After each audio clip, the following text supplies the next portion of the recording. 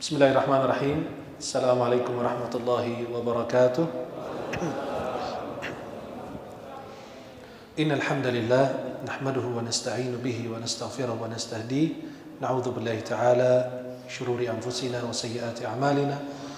May yahdihillahu fala mudilla lahu wa may yudlil fala hadiya lahu. Asyhadu an la ilaha illallah wahdahu la syarika lahu. Asyhadu anna sayyidana Muhammadan abduhu wa rasuluh. Allahumma salli wa sallim wa barik alaihi wa alihi wa ashabihi wa man tabi'ahum bi ihsan ila yaumiddin wa alaina ma'ahum bi rahmatika ya arhamar rahim. Rasulullah sallallahu alaihi wasallam bersabda, "An-nikah min sunnati, faman raghiba an sunnati falaysa minni." Nikah adalah sunnah Rasulullah, sebagian dari syairah dalam Islam. Maka barang siapa di antara kita yang tidak mengikuti syariat Islam atau melakukan hal tersebut, maka dia tidak termasuk golongan Nabi Muhammad. Khawatir orang yang tidak nikah itu cari nabi lain selain Nabi Muhammad di akhirat. Insyaallah tema malam ini amalan agar jodoh kita mendekat. Kalau pembahasan tema malam ini sebagiannya sudah berdasarkan dalil, karena jodoh itu adalah rizki, anugerah Allah. Maka kalau saya bahas malam ini, ada sebagian ijtihad ulama. Ijtihad siapa? Kalau ditanya dalil tidak, cuma hanya mengambil kesimpulan sebagiannya dan dipraktikkan mujarrab, dan sudah terbukti bahwa apa yang mereka lakukan berhasil. Dan ada salah satu ulama juga membacakan doa tersebut atau ayat-ayat yang saya akan sebutkan, lalu beliau mengatakan saya berhasil mendapatkan jodoh untuk anak-anaknya beliau. Dan itu ulama terpercaya di Mesir. Maka yang kita dengar di malam ini sebagian berdasarkan dalil dan sebagian lain berdasarkan ijtihad, ya, kesimpulan para ulama atau percobaan para ulama yang sudah pernah digunakan, lalu mereka menceritakan kepada kita semuanya. Para jemaah yang dimuliakan Allah Subhanahu wa taala, apakah pernikahan termasuk rizki murni dari Allah? Apa di situ campur tangan manusia? Apakah pernikahan kita ini, jodoh kita ini murni dari Allah, apa campur dengan urusan usaha kita? Apakah pernikahan itu termasuk pilihan manusia, atau itu takdir dan ketetapan Allah untuk kita dan manusia tidak termasuk dalam urusan itu? Hanya dia menjalankan takdir dan nasibnya sebagai hamba-Nya Allah Subhanahu wa taala. Ketahuilah bahwa Allah Subhanahu wa taala ciptakan manusia ini ada mukhayyar, ada musayyar. Ada pilihan dan ada yang lain yang sudah ditentukan dan ditakdirkan oleh Allah, tinggal kita menjalankannya. Yang kita sebagai pilihan untuk manusia adalah menyangkut dengan keimanan dan kekufuran. Kita bermukmin atau kafir itu pilihan kita. Taat dan maksiat, faman syaa'a falyu'min wa man syaa'a falyakfur. Yang mau beriman silakan, yang mau kafir silakan. Inna hadainahu as-sabila imma syakiran wa imma kafura. Sudah diberi dua jalan. Ini jalan orang bersyukur dan ini jalan orang yang lain, yang tidak memilih jalan Allah. Ini jalan taat, ini jalan maksiat. Ini jalan iman, ini jalan kufur, dan seterusnya. Dan ada orang yang mentaati Allah padahal dia mampu untuk maksiat. Orang tersebut taat kepada Allah padahal dia mampu untuk berbuat maksiat. Bahkan dia bisa durhaka kepada Allah. Dan ada orang yang maksiat sedangkan dia bisa taat kepada Allah Subhanahu wa taala. Karena Allah sudah berikan anggota tubuh yang bisa berbuat taat, tetapi dia gunakan nikmat tersebut untuk maksiat. Akan tetapi ini yang pilihan manusia. Bisa kita pilih mukmin, kafir, taat, maksiat.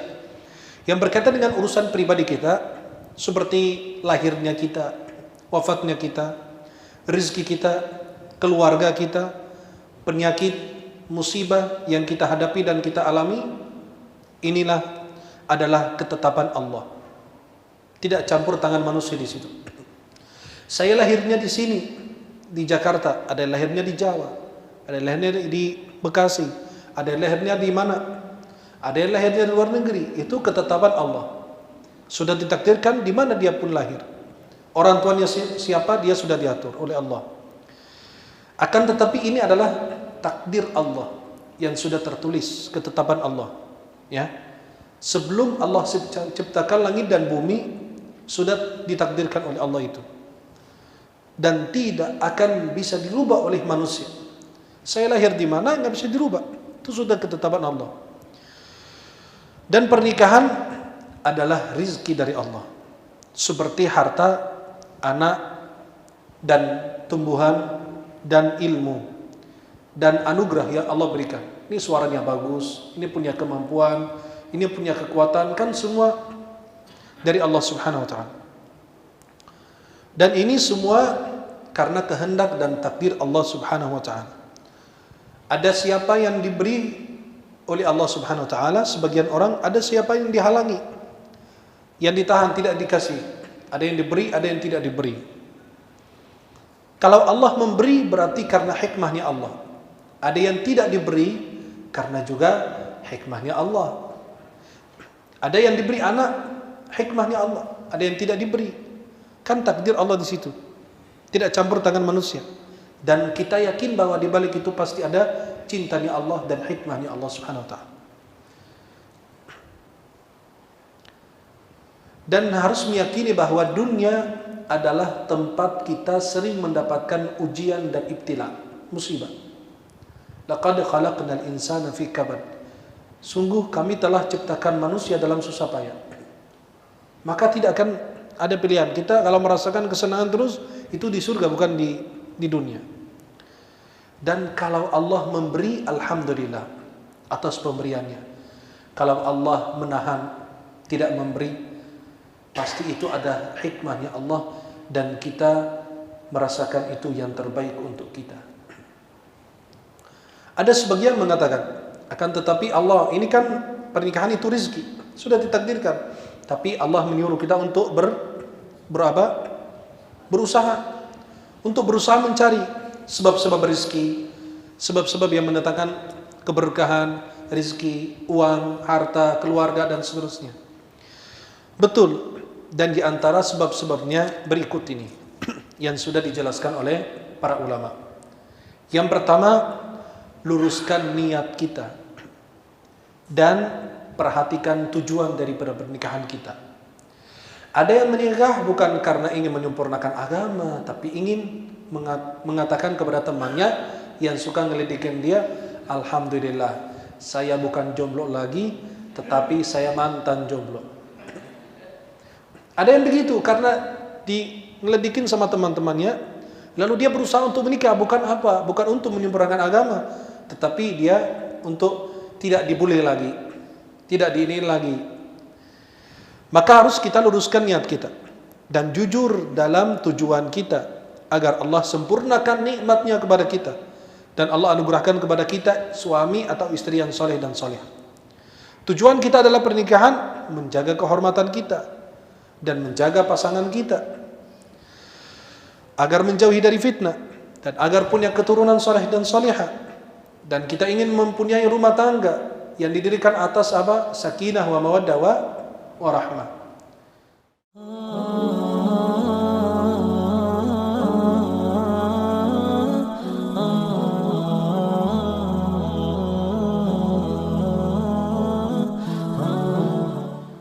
Ada sebagian yang ingin menikah tapi hartanya nggak cukup, tapi dia mampu bisa menikah. Hanya kita ikut tradisi di Timur Tengah tuh, lihat, pernikahan sangat mahal sekali. Maka banyak orang yang tidak bisa nikah. Kenapa? Pestanya sekian, ini sekian, makan sekian, ini sekian. Akhirnya kita membebani, padahal itu ma anzalallahu biha min sultan. Itulah adalah perbuatan manusia. Ya, adat istiadat yang kurang tepat yang kita selalu pakai itu adat tersebut untuk apa? Untuk mendapatkan apa yang kita inginkan. Tetapi ternyata menghabiskan uang puluhan juta. Ya. Puluhan ribu rial. Maka lebih bagus kita tinggalkan hal-hal seperti itu dan luruskan niat kita. Kalau kita punya uang, punya rezeki walaupun sedikit, mau nikah, bismillah, Allah akan menolong kita. Allah Subhanahu wa taala berfirman dalam surat An-Nur ayat 32. Iyakunu fuqara'a yughnihimullahu min fadli. Kalau mereka ini, kalian mendapati mereka itu orang miskin, Allah akan berikan kekayaan. Wallahu wasi'un alim. Subhanahu wa ta'ala. Dan dalam hadis riwayat Imam Ahmad dan Tirmidzi dan Imam Nasai dan Ibnu Majah dari Ibnu Umar, ada 3 golongan, 3 orang yang akan ditolong oleh Allah. An-nakihu yuridul afaf. Di antara mereka seorang yang menikah karena ingin menjaga kehormatannya. Ini yang pertama, berarti luruskan niat kita karena Allah. Ingin punya istri salihah, menjaga kehormatan, punya keturunan, mempunyai rumah tangga atas dan didirikan atas sakinah, mawaddah, warahmah dan takwa kepada Allah Subhanahu wa taala. Yang kedua, bertakwa kepada Allah Subhanahu wa taala dalam segala keadaan. Kalau kita bertakwa kepada Allah, Allah sudah berjanji untuk mereka yang bertakwa bahwa Allah Subhanahu wa taala menjanjikan jalan keluar dari setiap permasalahan yang mereka hadapi. Apapun permasalahannya, mereka dijanjikan oleh Allah Jalla Jalaluhu untuk memberi jalan keluar untuk mereka. Wa yarzuqhu min haitsu la yahtasib. Allah akan memberikan kita rezeki yang tidak disangka-sangka. Ada orang jomblo nggak dapat jodoh sama sekali. Pas lagi malam hari jalan kegigit anjing. Ada seekor anjing kejar dia, kegigit. Kata dia apa? Ini hari ini parah banget. Jodoh belum dapat, malah dapat anjing. Stop. Malah dapat anjing, digigit anjing. Tapi ternyata di balik gigitan anjing itu ada jodohnya juga. Pas diantar ke rumah sakit, diobatin sama dokter. Dokternya jomblo juga. Perempuan jomblo, subhanallah. Dia nanya, berbincang-bincang sama dia. Aku ini gimana nasib saya, kata orang itu. Aku dapat jodoh belum, malah dapat anjing, digigit lagi. Apes banget nih nasib gua, kata dia. Kata, oh bapaknya belum nikah ya? Belum. Langsung dia tembak tuh dokternya. Udah sakit tapi aja masih ngeles juga, subhanallah. Dia nanya dokternya, sudah nikah belum? Belum. Ah, jodoh kelihatannya nih.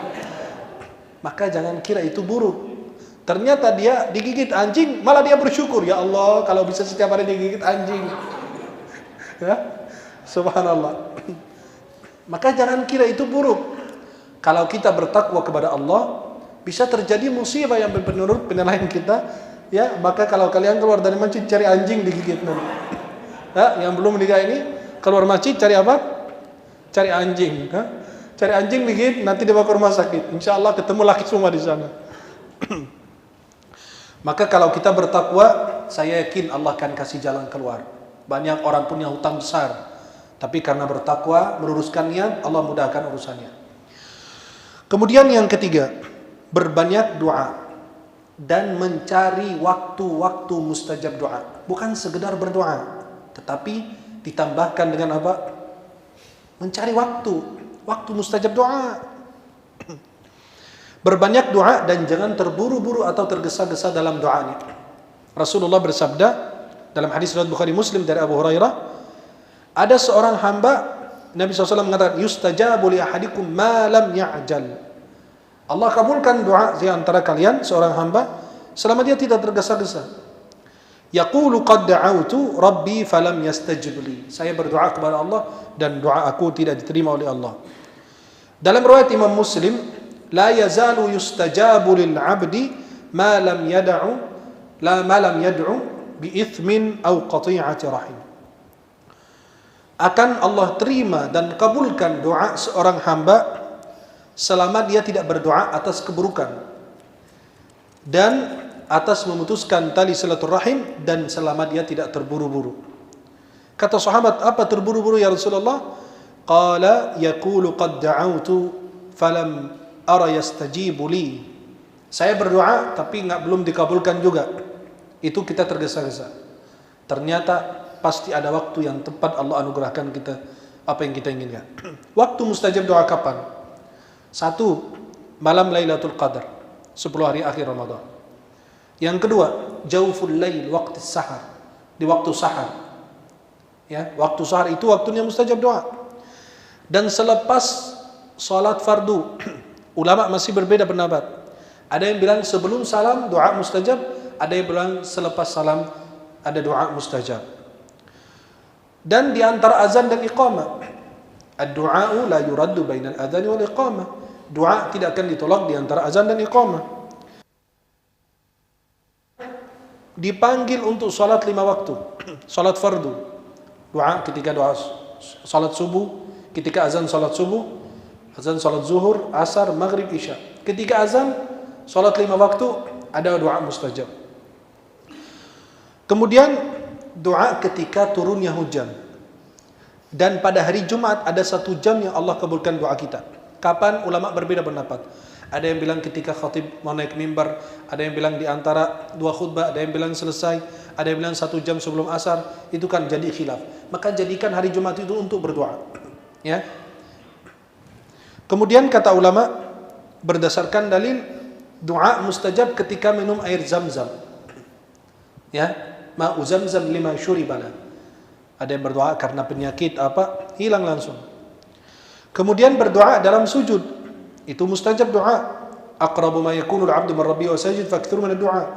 Dalam Sahih Muslim. Keadaan hamba paling dekat kepada Allah dalam keadaan sujud, maka berbanyak doa. Boleh enggak dalam bahasa Indonesia? Ini jadi khilaf ulama. Pendapat yang saya pegang bahwa boleh berbahasa Indonesia selama dia tidak bisa berbahasa Arab. Ya, selama tidak berbahasa Arab, boleh bahasa Indonesia berdoa dalam sujud. Kenapa? La yukallifullahu nafsan illa wus'aha. Dan selepas kita berdoa dengan doa ini, la ilaha illallah anta subhanaka inni kuntu minadh dhalimin. La ilaha illa anta subhanaka inni kuntu minadh dhalimin. Dalam Sunan At-Tirmidzi bahwa orang yang berdoa dengan doa tersebut ketika merasakan kesulitan ataupun yang hajat, Allah pasti akan mudahkan segala urusannya. Berdoa ketika bangun atau terbangun di tengah malam. Kita sedang tidur, kita bangun jam 1, jam 2. Pas kita bangun ada zikir. La ilaha illallah wahdahu la syarika lah, lahul mulk wa lahul hamd wa huwa ala kulli syai'in qadir. Alhamdulillah. Subhanallah wa la ilaha illallah. Wallahu akbar wa la hawla wa la quwwata illa billah. Ini zikirnya. Kemudian orang yang tersebut kata Nabi SAW bilang Allahumma ghfirli au da'a ustijibalah. Kalau dia berdoa selepas dari zikir ini, kita bangun tidur, ya bangun mau ke WC atau kemana pun, bangun. Man ta'arra minal lail istaiqadha. Dia terbangun tengah malam. Dia berdoa dengan zikir ini. La ilaha illallah wahdahu la syarika lah, lahul mulk wa lahul hamd wa ala kulli syai'in qadir. Alhamdulillah wa subhanallah wa la ilaha illallah wallahu akbar wa la haula wa la quwwata illa billah. Ini zikirnya. Kata Nabi SAW, lalu dia berdoa, Allah akan kabulkan doanya. Kalau dia wudu lalu salat, Allah terima salatnya. Kesempatan ini bisa terima. Bahkan ini hadis diriwayatkan oleh Imam Al-Bukhari dalam Sahih beliau.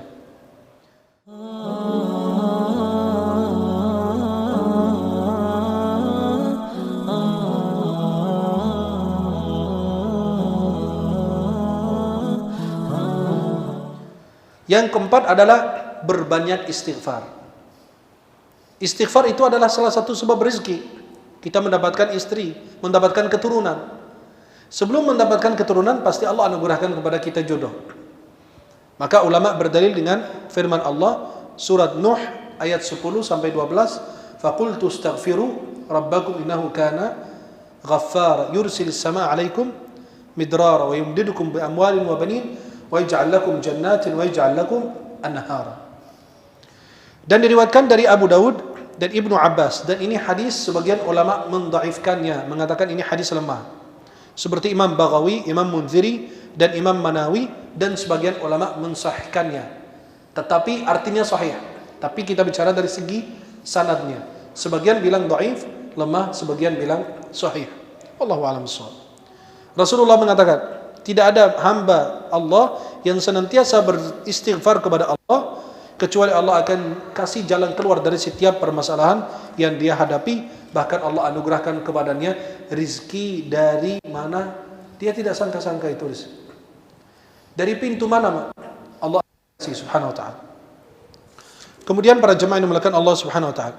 Amalan berikutnya adalah berbakti kepada orang tua kita. Berbakti kepada orang tua kita, Allah akan tundukkan dunia untuk kita. Ridhonya Allah terdapat pada ridha orang, dan murkanya Allah terdapat pada murka orang tua. Lalu bersilaturahim dan berakhlak mulia ketika berinteraksi dengan orang-orang lain. Husnul khuluq, akhlakul karimah. Kemudian yang keenam, perhatikan penampilan kita secara kesehatan dan penampilan zahir kita, luar kita ini. Jangan pakaiannya gembel gitu, jelek banget, berantakan, lalu dia mau dapat jodoh. Ya perempuan lihat dia berantakan, kan perempuan maunya rapi. Ya, maunya yang rapi, yang bersih, penampilannya bagus, wangi, pakaiannya rapi. Kita nggak bicara miskin atau kaya, tidak urusan. Tidak ada urusan di sini kaya atau miskin. Kebersihan jaga semua orang. Bisa orang miskin lebih bersih, lebih rapi dibanding orang kaya. Bisa dari sebaliknya. Maka kita perlu memperhatikan pecinya harus yang bagus, wajahnya, jenggotnya dirapikan, pakaiannya ya pakai parfum, walaupun yang 5.000 itu dibawa di kantong, turun pakai. Kan penampilan dijaga. Nabi selalu memperhatikan penampilannya. Maka kita tidak suka dengan ulama atau umat Islam yang penampilannya itu berantakan. Ya, pecinya ada pakai begini. Lagi di ya, sampai ada yang beginiin kayak orang Yahudi, nauzubillah. Kan pecinya sudah bagus, sudah rapi, masa harus diginiin kayak orang Yahudi ditaruh di belakang? Kan itu kurang tepat. Maka umat Islam itu harus wajib memperhatikan apa? Penampilan dan kebersihannya. Lakinya jorok, gimana mau nikah? Kukunya panjang, isinya apa? Jelek, buruk. Kan saya lihat begitu. Ya. Lalu dia kebegin apa? Nikah sama bidadari. Ya salam. Lu aja belum sampai bidadara, gimana mau nikah bidadari? Maka itu disayangkan. Orang itu perhatikan penampilan, perempuan maupun laki. Laki mau perempuan yang rapi, penampilannya bagus. Bukan perempuan yang jorok, habis makan gitu. Ya, kan itu aib. Ya, langsung ditahan gitu, ditahan pakai tangan. Kenapa? Khawatir ada yang keluar, ada makanan keluar. Lagi nguap gitu di depan orang. Ya, bisa dia, wah ini orang mana ini? Ya, maka harus menjaga penampilan dan kesehatan dan kebersihan. Perempuan maaf, nggak mau dengan laki-laki yang gembel, yang buruk, yang berantakan pakaian. Pasti dekat, bau apa nih? Nauzubillah min zalik. Kadang-kadang kita dekatin orang, masya Allah, wangi banget. Kita dekatin orang, auzubillah min zalik. Kok belum akhirat sudah masuk neraka gitu? Belum akhirat sudah kecium bau neraka gitu. Penampilan, maka rambutnya dirapihin, disisir. Nabi memperhatikan, Nabi pakai minyak buat rambutnya, jenggotnya dirapihin. Ya, maka itu harus selalu rapi. Kacamatanya yang rapi, yang manis. Bukan cuma kacamata tutupan botol gitu ya. Kacamata yang rapi, yang bagus, yang indah, rambutnya rapi, sepatunya, kaos kakinya jangan yang bolong-bolong. Pas turun buka kaos kaki di depan perempuan atau buka sepatu, perempuan nambah, "Ma gimana mau nikah? Hidupnya aja enggak teratur." Ya, bukan bicara miskin atau kaya, walaupun punya cuma 2 kaos kaki saja, tapi diperhatikan penampilan dan kebersihan kita. Ini salah satu perhatian. Yang maaf, perempuan kalau lihat laki-laki yang rapi, bagus, pakaiannya, sepatunya, sandalnya, wajahnya, kan lebih tertarik. Ini orang masya Allah Muslim. Kita bilang an-nadhafatu minal iman, kebersihan sebagian dari iman. Tanda iman itu nampak di wajah. Dia tidak tahu Anda orang baik atau buruk, tapi dari penampilan bisa menampakkan bahwa ini orang baik atau tidak. Perhatikan omongan kita sama perempuan, diperhatikan. Bukan begitu perempuan kalau ngomong gitu, kan bahasanya harus selalu rapi, sama perempuan maupun yang lain. Kemudian ada syarat-syarat yang tidak boleh kata harus begam banget gitu. Kadang-kadang perempuan dapat laki-laki yang duda, contoh. Tapi tak mau, kenapa? Mau laki-laki yang masih disegel tuh dalam kardus. Saya nggak mau yang bekas katanya. Laki-laki begitu. Kalau ada perempuan yang janda salihah, Ya janda mungkin janda cerai atau ditinggal meninggal. Kata dia apa? Oh saya kalau nikah sama dia bisa aku meninggal juga dia. Ada yang pikir ini kan janda. Janda itu bukan jelek. Justru mungkin dia lebih bagus daripada gadis. Buktinya Nabi menikahi janda. Padahal Nabi belum pernah nikah sebelumnya. Nabi usianya berapa? 25. Sayyidah Khadijah berapa? 40. Akhirnya Nabi hidup mesra, hidup indah, hidup nikmat bersama Sayyidah Khadijah. Bahkan Nabi nggak mau nikah perempuan lain sampai wafatnya Khadijah. Sampai wafatnya Khadijah baru diperintahkan oleh Allah menikahi ini dan ini.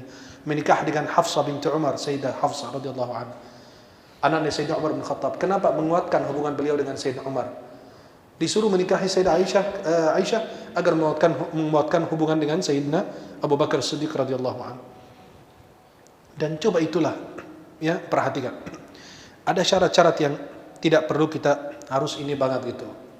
Ketat. Saya mau di luar daerah salah satu anak perempuan ngadu sama saya, Syekh saya ada jodoh, alhamdulillah, dan saya merasa ini yang tepat paling saya, kata dia karyawan swasta, tapi ibunya mau apa? Ibu perempuan itu maunya PNS, kata beliau. Ya udah pesan aja ke pabrik. Saya bilang kenapa kita bersulit? Apakah kita cari backgroundnya, harta yang dia miliki? Kadang-kadang orang Masya Allah kaya raya nikah di depan Ka'bah. Betul gak? Nikah di mana? Di depan Ka'bah. Pulang dari Makkah, sebulan 2 bulan cerai juga. Bisa juga. Bukan salahnya Ka'bah, tapi salah diri kita sendiri. Maka bukan masalah tempat atau lingkungan atau background atau memang kafaah dalam nasab itu bagus, ya. Kecocokan dalam nasab artinya dia berpendidikan, saya berpendidikan, biar saling memahami. Bukan saya ambil orang buta huruf, saya kan otak saya Masya Allah ilmunya apa, akhirnya ambil buta huruf, akhirnya jadi ribut terus. Kenapa? Tidak nyambung. Maka kita harus akhlak yang kita cari, agama yang kita cari. Tapi kalau ada semua, ya, kalau ada yang lengkap, perempuan wanita salihah, kayak ada jamaah, Syekh doain dong dapat wanita salihah, kaya, anak tunggal, anak yatim. Loh, kalau ada begitu, buat saya duluan, nggak bakalan kasih orang. Ya, kalau ada yang salihah, kaya, anak tunggal, anak yatim, kurang seon kata dia, doain dong dapat yang begitu. Kenapa kurang seon? Biar diamal hartanya sama suaminya terus. Nah, akhirnya gimana? Ana bilang, kalau ada yang begitu, buat saya duluan, nggak bakalan kasih orang.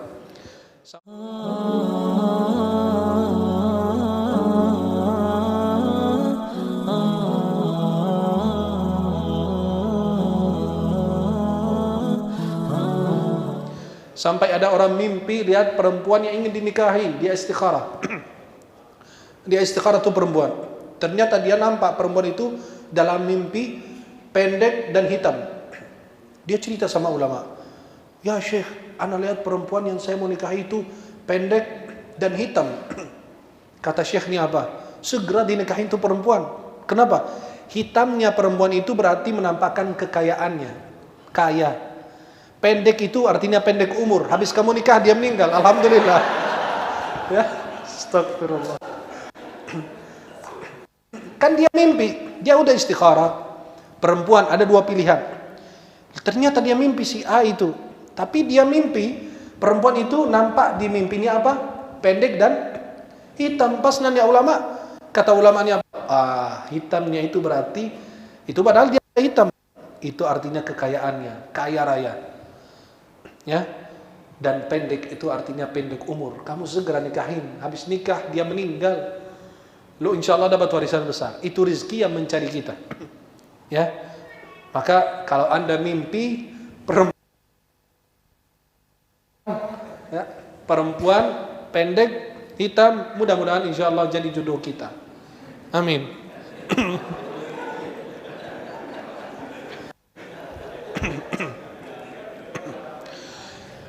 Kalau kita sebagai laki-laki yang sudah menikah atau perempuan yang sudah menikah, jangan malu untuk menawarkan temanmu, sahabatmu yang baik untuk orang yang baik. Ya, itu tanda orang beriman mencintai untuk saudaranya sebagaimana yang dia cintai hal tersebut untuk dirinya. Anda punya saudara, punya keluarga, dia lagi cari jodoh, istri soleha. Anda punya teman wanita soleha, tawarkan ke dia. Ya, wa ta'awanu 'alal birri wat taqwa. Kemudian kita menawarkan diri kita kepada orang soleh. Boleh enggak? Boleh, boleh tidak? Boleh. Sayyidah Khadijah umur 40 tahun punya pelayan namanya Nafisa. Sayyidah Khadijah pas dengar cerita dari Maisarah, anak buahnya beliau, pas pulang Nabi dari Syam, habis pedagang jualan, dia cerita ini orang jujur, ini orang amanah, ada awan yang melindungi beliau dari teriknya matahari. Semua orang memuji, semua orang mencintai, akhlaknya bagus. Sayyidah Khadijah tertarik, padahal sebelumnya banyak laki-laki yang kaya ya, secara kedudukan dan harta di suku Quraisy, dan dia menolak. Akhirnya dia cerita sama Nafisa, itu pelayannya, pembantunya. Kata Nafisa, biarkan aku yang ngatur. Aku yang ngatur nanti. Pas Nafisa ketemu Nabi Muhammad, dia bilang, kamu mau nggak nikah sama Khadijah? Ya, saya orang mana anak? Saya orang lahir yatim, saya begini kondisinya. Gimana mau nikah sama? Ini kan majikan. Saya cuma anak buahnya. Kata Nafisa, saya yang ngatur, padahal sudah diatur duluan. Ya. Akhirnya Nabi bisa menikah dengan Sayyidah Khadijah radhiyallahu anha. Dan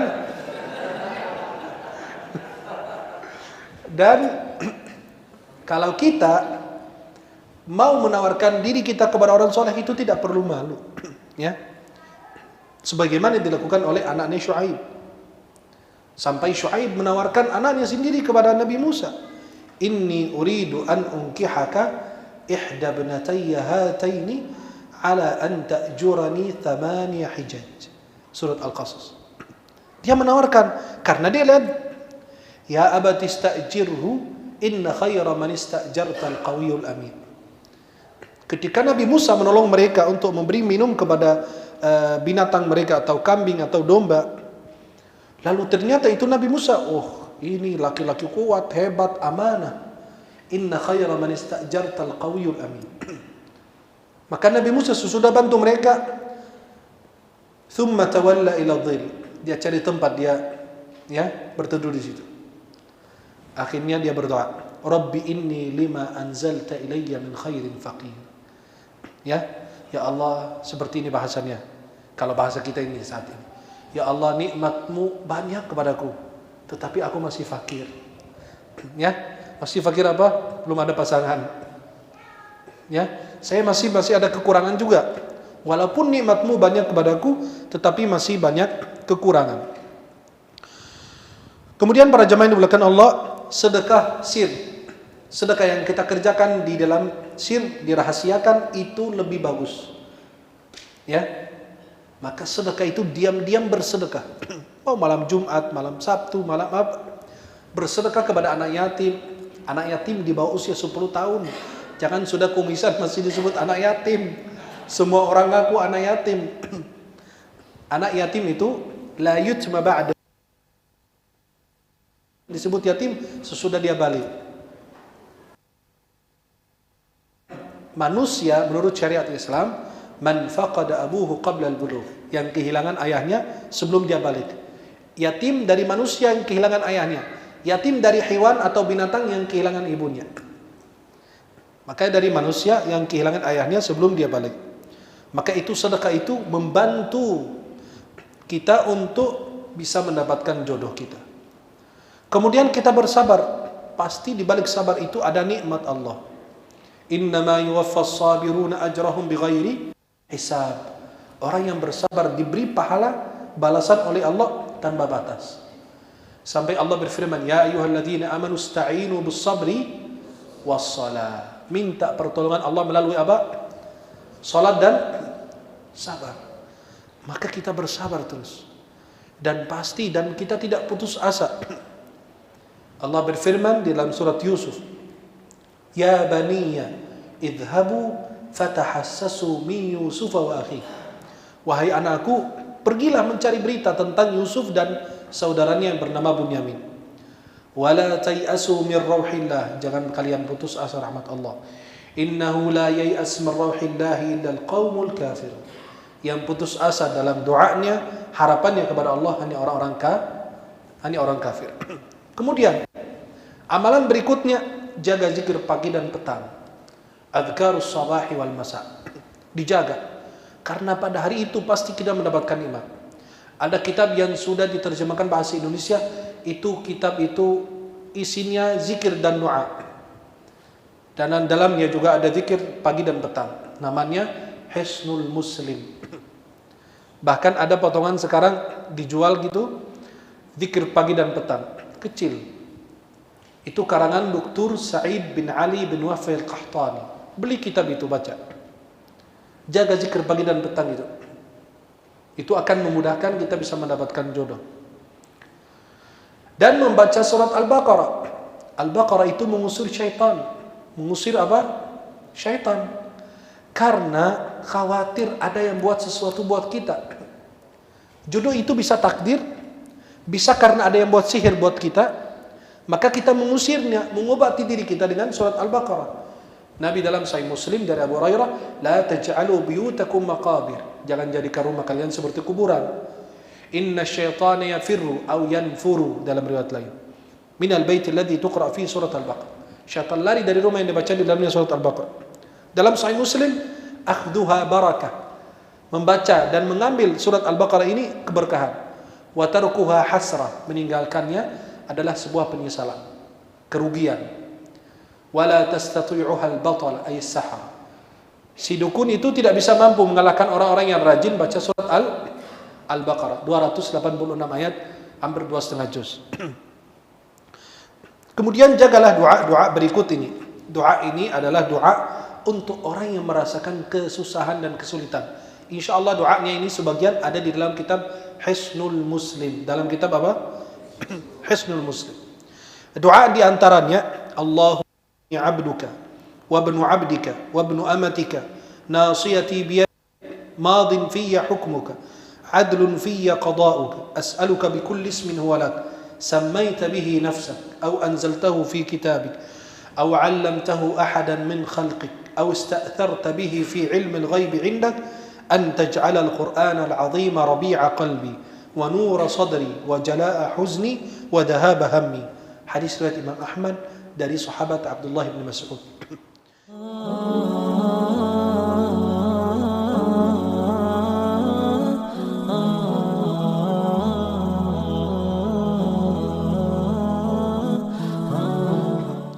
Ada doa lagi diriwayatkan oleh Imam Ahmad dan Imam Abu Dawud dari sahabat Nafi' ibn al-Harith.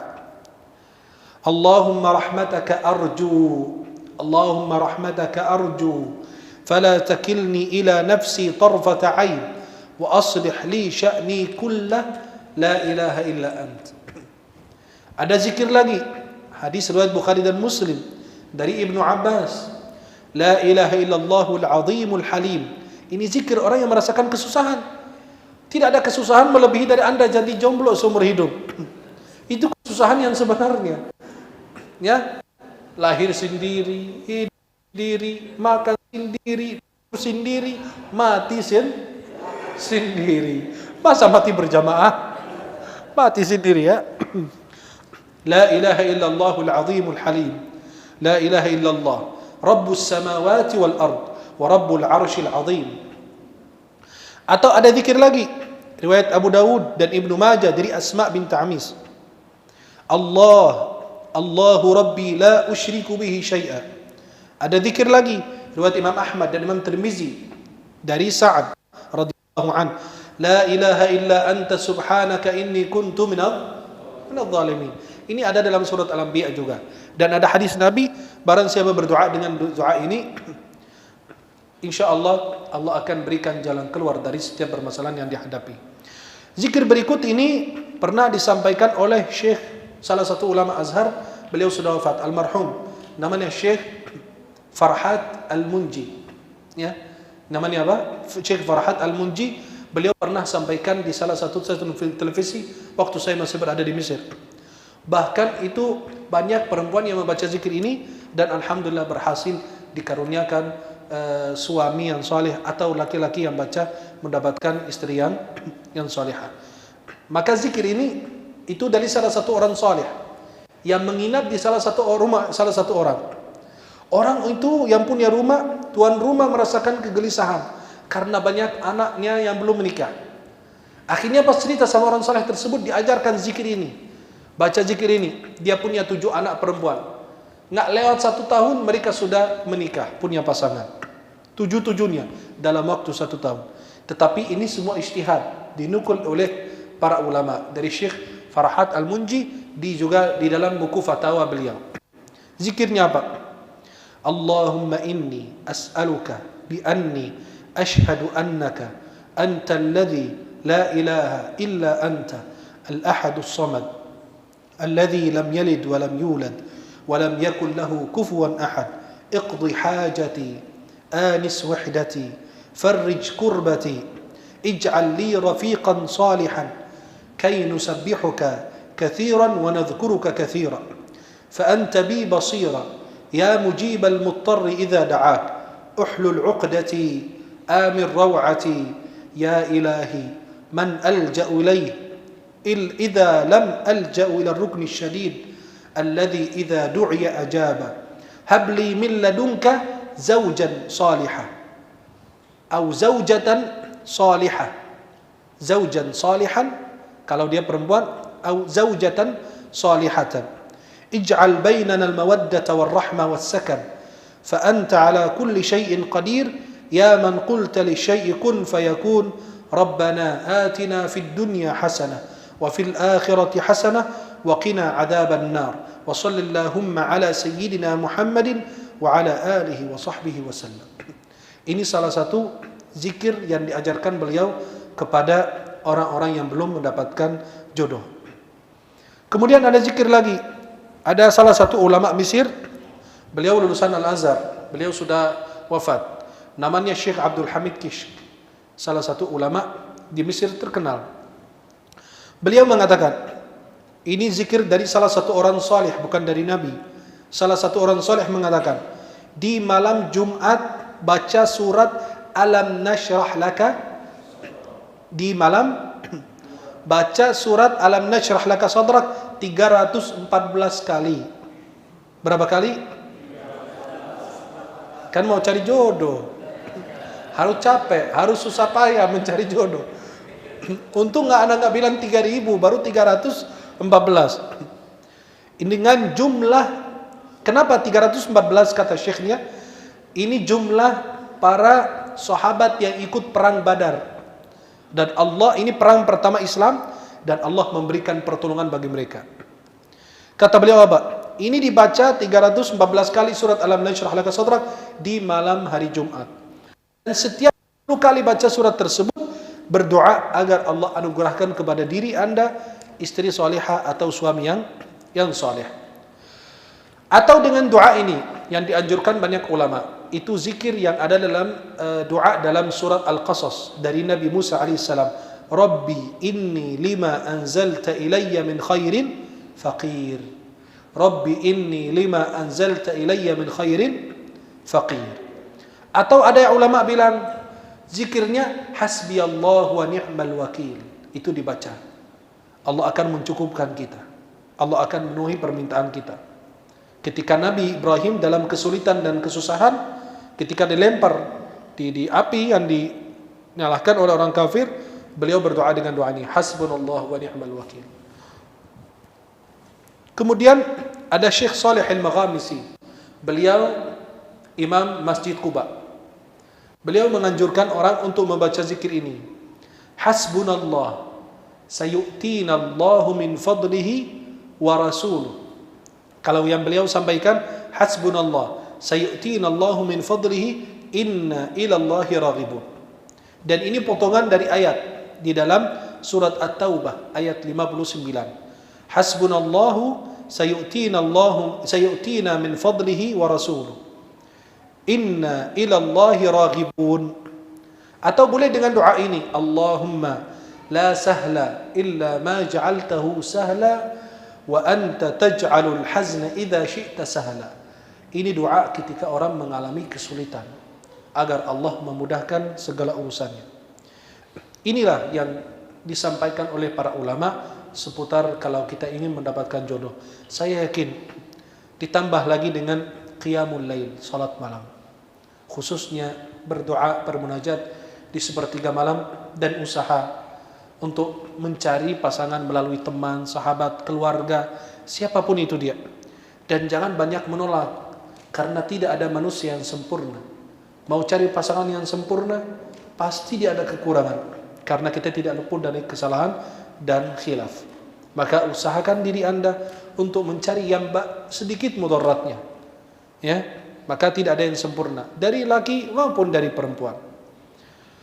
Kemudian di sini ada pertanyaan, apakah orang yang sudah meninggal dan belum menikah ada sanksinya enggak? Ada hukuman tidak?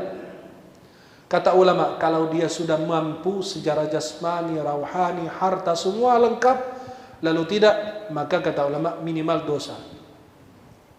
Tetapi kalau tidak ada kekurangan, dia sudah berusaha, seperti ulama-ulama yang lain kita serahkan kepada Allah, seperti Imam Nawawi, Imam Ibnu Taimiyah, kan mereka pada belum menikah dan mereka diserahkan kepada Allah. Mungkin mereka punya alasan karena sibuk untuk menuntut ilmu, atau karena sering berpindah-pindah tempat, atau kesana kemari mencari ilmu atau menulis kitab-kitab agama, maka mereka tidak sempat untuk bisa menikah. Pahala perempuan yang meninggal atau laki-laki yang meninggal belum menikah, belum mendapat jodoh juga. Ya, dia terus berusaha, ternyata belum ditakdirkan mendapatkan jodoh. Kata ulama apa?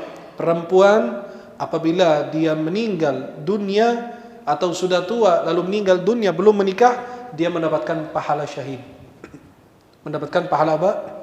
Syahid. Maka kalau Anda belum dapat istri, berarti pahala apa? Syahid. Pahala syahid. Dan kalau seandainya laki-laki yang jomblo itu fisabilillah itu pada meninggal, belum menikah juga, yang perempuan juga, dia nikah di akhirat enggak? Kata ulama, dia nikah di surga. Nikah sama siapa? Kan nanti laki-laki akan menikahi perempuan yang suaminya masuk neraka. Jelas? Laki-laki itu ketika masuk ke surga, dia belum menikah di dunia. Dia kan banyak perempuan yang punya suami dan suaminya dibawa ke neraka, masuk ke neraka. Dia dapat itu istri itu. Jelas? Kalau perempuan meninggal, belum menikah, ya, nanti dia akan menikah dengan laki-laki yang istrinya masuk neraka. Jelas? Ini jawaban Syekh Ibnu Utsaimin rahimahullah, dan beliau mengatakan saya tidak ingat ada dalil-dalil yang menjelaskan secara luas masalah ini. Ketika beliau ditanya, pahala perempuan atau laki-laki yang meninggal lalu dia nikah di akhirat sama siapa? Kata beliau, nanti ada laki dan perempuan yang ini istrinya dibawa ke surga, ke neraka, dan ini suaminya dibawa ke neraka. Maka nanti berpasang-pasangan nanti. Yang laki di sini menikahi perempuan yang suaminya masuk neraka. Dan yang perempuan di sini belum sempat nikah di dunia, nanti akan menikah dengan laki-laki yang istrinya masuk ke dalam neraka. Wallahu taala a'la wa a'lam. Mudah-mudahan Allah anugerahkan kepada kalian yang belum sempat menikah pasangan salih dan salihah. Amin ya rabbal alamin, dan bisa menuntut kalian sampai masuk ke dalam surganya Allah Subhanahu wa taala. Wallahu taala a'la wa a'lam bis-shawab. Assalamualaikum. Bersama Saling Sapa TV.